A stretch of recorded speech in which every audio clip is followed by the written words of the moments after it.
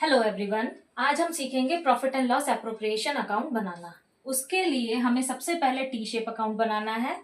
ऊपर हेडिंग डालनी है profit and loss appropriation account for the year ended. Year आपको वही लिखना है जो आपको क्वेश्चन में गिवन होगा। उसके बाद लेफ्ट हैंड साइड पे आपको डेबिट लिखना है, right hand side is always credit. particulars amount. Debit side we have to mention all expenses and credit side we have to mention all incomes. Then उसके बाद credit side में हमें जो भी प्रॉफिट एंड लॉस अमाउंट आपको given होगा question में वो यहाँ पर क्रेडिट साइड में लिख देंगे।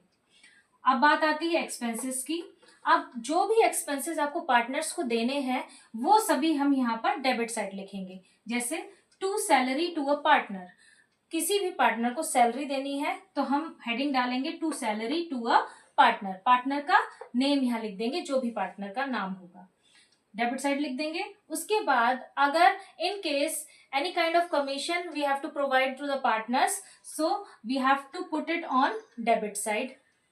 टू कमीशन टू विच, कोई से भी पार्टनर, जिस भी पार्टनर को हमें कमीशन देनी है वो हम यहाँ पर उसका नाम लिख देंगे। उसके बाद टू इंटरेस्ट ऑन कैपिटल, कोई इंटरेस्ट ऑन कैपिटल प्रोवाइड कराना है हमें। जो भी पार्टनर को इंटरेस्ट ऑन कैपिटल देना है उसका रेट ऑफ इंटरेस्ट आपको गिवन होगा क्वेश्चन में, उसके अकॉर्डिंग कैलकुलेशन करके हम यहाँ पर लिख देंगे। कोई रिजर्व होगा उसको भी हम ट्रांसफर कर देंगे पीएनएल एप्रोप्रिएशन अकाउंट में।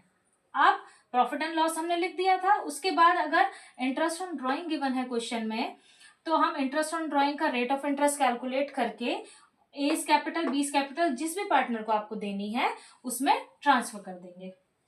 ठीक है, फिर उसके बाद क्रेडिट साइड का टोटल करेंगे और जितने भी एक्सपेंसेस हमने पार्टनर्स को दिए थे, जितने भी खर्चे हमने पार्टनर्स के थे वो सारे डिडक्ट करके हम कैलकुलेशन करके अमाउंट निकालेंगे। उस अमाउंट को हम टू प्रॉफिट ट्रांसफर टू यहाँ पर लिख देंगे, इस हेडिंग के साथ में लिख देंगे और जो भी अमाउंट आएगा उसको पार्टनर्स में डिवाइड कर देंगे उनकी प्रॉफिट शेयरिंग रेशियो के अकॉर्डिंग।